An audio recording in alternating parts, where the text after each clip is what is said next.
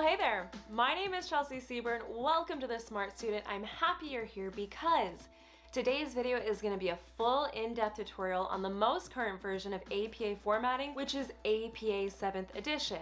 But more specifically, what I want to do is I want to walk you through how to set up your title page. We're going to talk about how to format your main body, including how to use section headings. We're going to talk about how to format your reference list. And then lastly, I want to go over some basic APA grammar guidelines for you to follow. Now, this video is timestamped, so if you don't want to sit through all of that, that's quite all right. But please use those to navigate to the part of the video you need. And lastly, this is a tutorial for APA formatting for student papers. If you're wondering if you're writing a student paper or not, all you need to know is that if your paper is not up for publication, then yes, you're probably writing a student paper, and yes, you're in the right place. So with that in mind, come with me.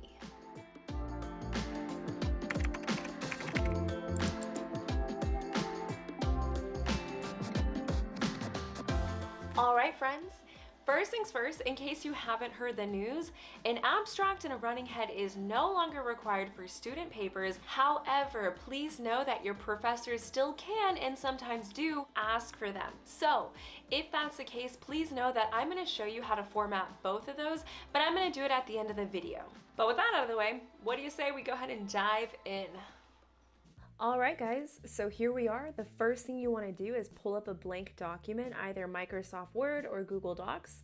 Just so you know, I'm going to be using Microsoft Word on a MacBook computer for this demonstration. Oh, by the way, I've created this downloadable template for what I'm about to cover so that you have something to reference later on. You can find a link to this in the description below. But anyways, the first thing you want to do is set up the general formatting for your document. And the first thing here is to make sure that you have 1-inch margins around the borders of your paper.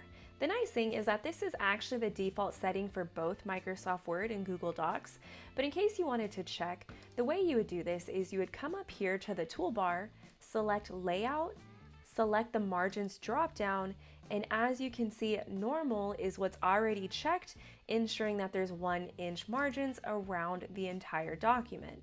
Now to go back, you'd select the Home tab, where we'll move on to the next step. Great! Now the next thing you want to do is set the font size and type for your entire document. Under APA 7th edition, there's actually no predetermined font specified, so long as your font is legible and consistent throughout your entire document. Now as a rule of thumb, sans serif or serif fonts are always a safe choice, and those are going to include things like 11-point Calibri, 11-point Arial, 12-point Times New Roman, or maybe 11-point Georgia. I personally like Times New Roman size 12 because it's a fairly universally accepted font size and type. But once you're finished selecting your font, the next thing you're going to do is format your document in double space formatting. The easiest way to do this is to come up here to the toolbar, select the line spacing options, and change it to 2.0. Now, one thing to note is that you want to come back up here, select this drop down one more time, and select the line spacing options. Because from here, you want to make sure that the box that says don't add space between paragraphs of the same style is checked, because if you don't check this box, both Microsoft and Google Docs have a default setting that automatically adds an additional space when you hit enter and begin a new paragraph.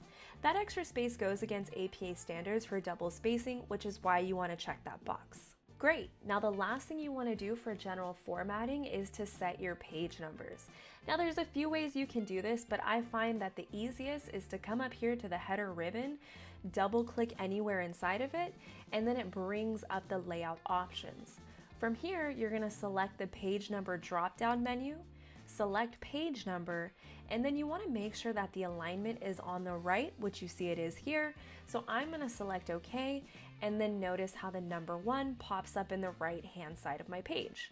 Now, one thing to be aware of is that the font used for this number 1 may not match the rest of my document, so I recommend going back to the Home tab, and as you can see, Calibri is what the default font was.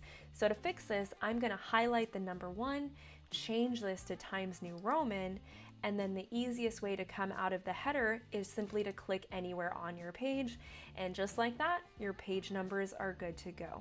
All right, so now that we have the basic formatting set up, I'm gonna go ahead and start walking you through how to set up your title page. But I wanna let you know what I'm doing so you understand it. On the left-hand side of the screen, I'm going to have a template of what your title page should look like. And on the right-hand side, I'm going to be walking you through a real example so you can see the APA formatting principles in action. All right, let's do this.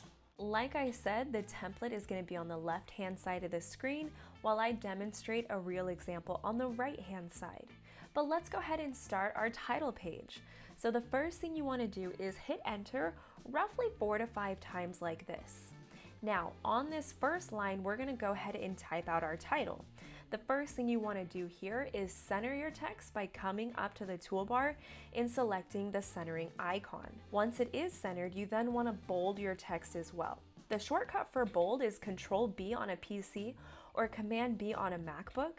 You can also come up to the toolbar and bold it manually by selecting the B like this. Now that our text is centered and bolded, you're going to go ahead and type out your title, which should be typed out in title case, meaning that all major words should be capitalized except for the smaller words, aka prepositions, and those are words like and, a, as, the, or with. That being said, if the preposition is located at the beginning of the title, then you'd go ahead and capitalize it. A few other things to note about the title is that you should not abbreviate any words, and your title should not exceed more than 50 characters. Now, let's say that your title is fairly long or it contains a subtitle, then you would continue your title on the second line, like you see I'm demonstrating it here. As a rule of thumb, a good title should be a clear, concise description of what your paper is about. So as you see in this example, this title contains keywords that are related to the main topics discussed in this paper. But after you're finished typing out your title, you're going to hit enter twice, leaving a gap line between your title and the next line. On this first line, you're going to type out your full name. But before you do that, you want to unbold your text by again either hitting Command B on your keyboard or clicking the B from the toolbar. Next, go ahead and type out your full name like this. Now let's say if you're working with a co-author, you would separate your names with the word and like this. And if you are working with multiple authors, you would simply separate the names with a comma and separate the last two with the word and as well. But for the sake of this example, we'll say that we only have one author. From here, you're going to hit enter once and then type your affiliation. Your affiliation line should include your department of study, followed by a comma, and then the university you're affiliated with. Next, you'll hit enter again and then type out your course information. This line should be typed out as your course number or code, followed by the full name of your course. You'll want to make sure you match your code to how your university has it listed. If you'll notice, the course code and the course name is separated by a colon. Once again, you'll hit enter, where now you're going to type out your professor's name. As a rule of thumb, you should always check your coursework or ask your professor to ensure that you're using the correct title for your professor's name element in your papers. You see, some professors go by doctor, some go by PhD, so you'll want to clarify this. From here, you'll hit enter once more and then type out your assignment due date. This should be included in a month, day, year formatting like you see it is here. That was the last element on your title page, so congratulations, you're done here. But I do have a pro tip for you, and that is to insert a page break. I recommend inserting a page break rather than just hitting enter until you reach the next page. This way, your title page formatting will stay as is as you type out the rest of your document. To do this, simply come up to the toolbar, select Insert, and select Page Break. This will bring you to the top of the next blank page. Now, since student papers no longer require an abstract, this is where the main body of your text will begin. To start this, you're going to repeat your title of your paper as the first section heading of your paper. I recommend copying and pasting your title from your title page so the formatting remains consistent, meaning that it stays centered, bolded, and uses title case. By the way, if your title contains a subtitle, please note that the main title is all you need to include as the first heading like this. Something else I'd like to note here is that the title and the first line of your paper signifies your introduction.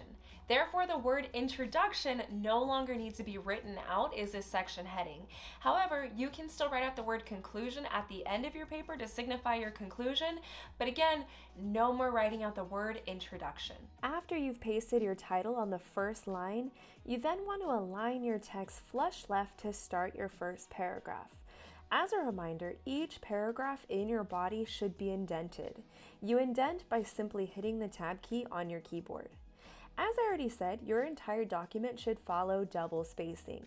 I'm repeating this again as a reminder that you'll want to avoid adding in any additional spaces throughout your entire document. The next thing I want to talk about are section headings.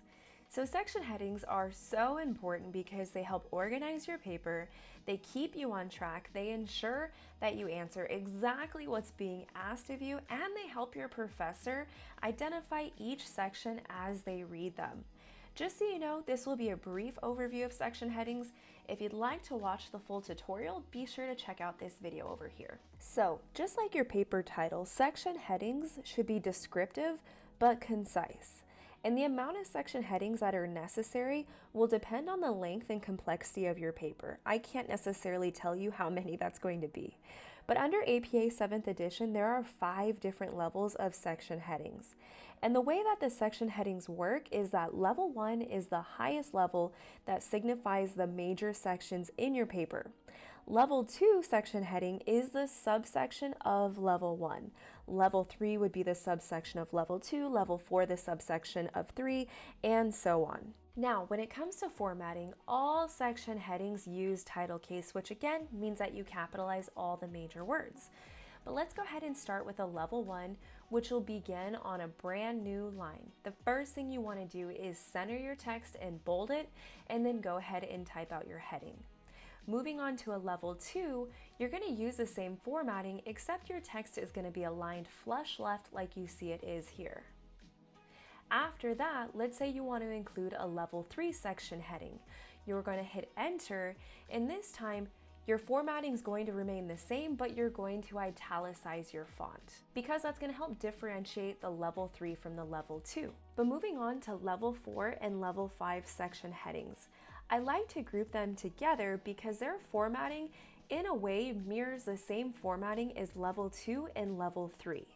As you can see here, level 4 is bolded, but it's not italicized, while level 5 is bolded and italicized, just like level 2 and 3.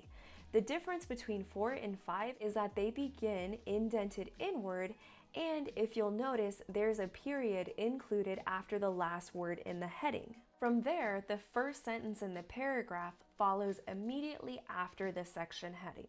Okay, so I went ahead and put some dummy text in my section headings so you can see what they would look like as if this were a real paper. I have a couple things I'd like to note before I move on. So while there are 5 levels of section headings, when you're writing student papers, most likely you will not go beyond a level 1, 2, or 3. You might make it to 4 or 5, but it's uncommon to do so. Also, please note that section headings should never be labeled with a number or a letter. In other words, you would not want to put number 1, the problem with body image, or number 2, pressure to post photos. That's considered unnecessary. And the last thing I want to point out, just to make sure you understand how section headings work, is this level 1, the problem with Instagram and body image, this is the main section of all of these sections. Level 2 is a subsection of this topic. Level 3 is a subsection of number 2's topic, and it repeats all the way down through level 5. If that makes sense? All right, friends, let's go ahead and move on to the last portion of your paper, which is formatting your reference list. One thing I want to note is that this tutorial is going to show you how to format your reference list. If you're interested in the full video on APA referencing, be sure to check out this video right here. All right, so your reference list should begin on the next full blank page after the last paragraph in your text. Again, I recommend adding in a page break because it's going to keep your formatting consistent. The first thing you want to do after doing that is you want to type out the word references in bold text centered at the top of your paper like you see it is here. From here, you will hit enter one time and then align your text flush left. Your reference list should be listed in alphabetical order. And something to note is that if a reference starts with a number, say it's missing the author element, so you use the title which starts with a number, that number would come first in the alphabetical order list. When it comes to the formatting, your reference list should all follow a hanging indent format. And a hanging indent, also known as a second line indent, is exactly what it sounds like. The first line is positioned aligned flush left, while each preceding line is indented inward 1/2 inch. Let me show you my favorite way to set the hanging indent. So, let's say that these are the references that you want to use in your reference list. The easiest way to set the hanging indent, are you ready for this? Is that I recommend highlighting all of the text that you want to set with the hanging indent. You're going to use this indent icon from the ruler, which by the way, if you don't see your ruler, simply go to view and make sure that the ruler tab is checked. Ours is, so we're going to go back home. Again, we're going to come up here to this indent icon. We're going to grab the bottom portion of it and drag it inward 1/2 inch. And just like that, our hanging indent is set. Why we weren't taught things like this in high school, I don't know, but pretty cool trick, huh? But all right, guys, with our reference list complete, you should now have the 3 major sections in a student paper correctly formatted in APA formatting. You have the title page, you have your main body using section headings appropriately, and you have your reference list. Now what I'd like to do is go over some of those basic APA grammar guidelines that you should be aware of. So, starting with the first one, I'm actually going to bring this in a little bit so you can see exactly what I'm doing. The first one is that you should always include 1 space after each period, no more, no less. The reason I'm including this, it's kind of common sense, but I'm including it because this also means that you should include no more than 1 space, which is far more common, to add an extra space somewhere. So if you see any irregular gaps in your text, you want to be mindful of that. Now, moving on to the second item, and that is that the Oxford comma should be used when 3 or more items are listed. In other words, if you were to list out 3 items, you would include a comma after each item and before the word and before the last item, because this is going to show the reader that you're describing 3 distinct parts. Next, you want to make sure to use words to write out numbers that are fewer than 10, or if the number is starting a sentence. Let me show you 3 examples so you can see what I mean.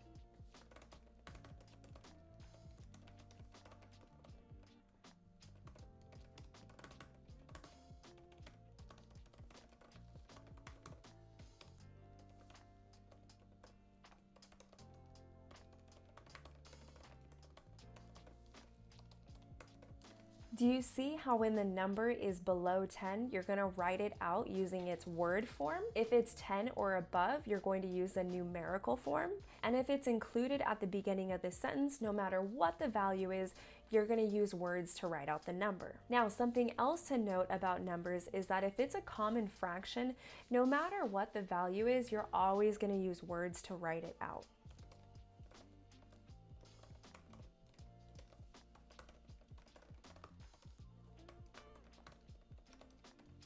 Lastly, you also want to use numerals for numbers that represent time, date, ages, or money, like this.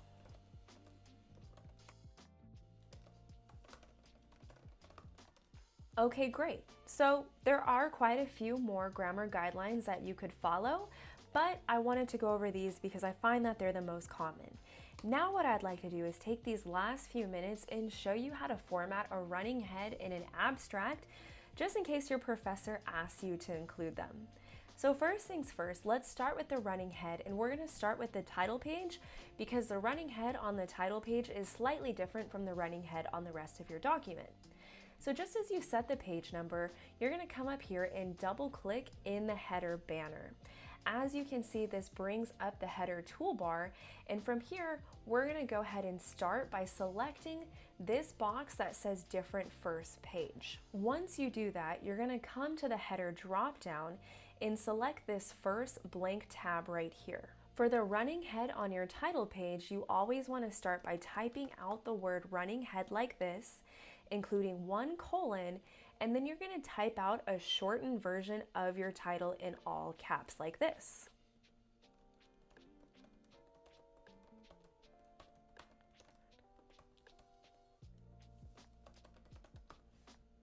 From here, you'll go to the page number dropdown, select page number, and again, you want to ensure that the alignment is on the right-hand side just like this. Now, if you remember from when we first set the page number, there's a good chance that the default font is not the same as the rest of your document. As you can see, it's not again for here. So I'm going to make sure that Times New Roman is selected. Great. Now we're going to set the running head for the rest of your document, which is very simple. I recommend highlighting your shortened title, copy it, scroll down to your second page where you're going to paste it in the header ribbon. From here, go ahead and double click outside of the header ribbon, and then if you'll note, that shortened title is now included on the rest of your document, which is the proper way to set a running head. Okay, awesome. Now let me show you the abstract, which I've already copied and pasted in here for time purposes. But what you need to know is that if your professor asks you to include an abstract in your paper, it's going to start on the first page immediately after your title page. So again, you would insert a page break after you're finished with your title page, and it's going to bring you to the first blank document, which should be page number 2. To start your abstract, you're going to type out the word abstract in bold in the center of your page like you see it is here.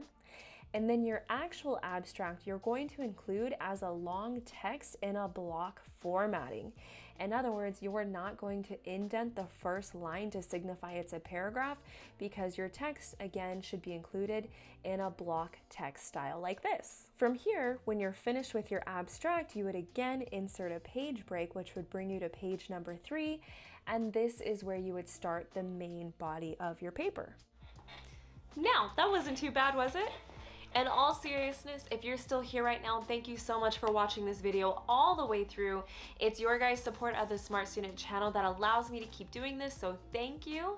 And if you want to become a part of the community, come check me out on Patreon, come check out the Facebook group, say hi on social. But in the meantime, thank you so much again. Don't forget to give this video a big thumbs up, share it with your friends, and of course, subscribe for more videos like this every week. Thanks, guys.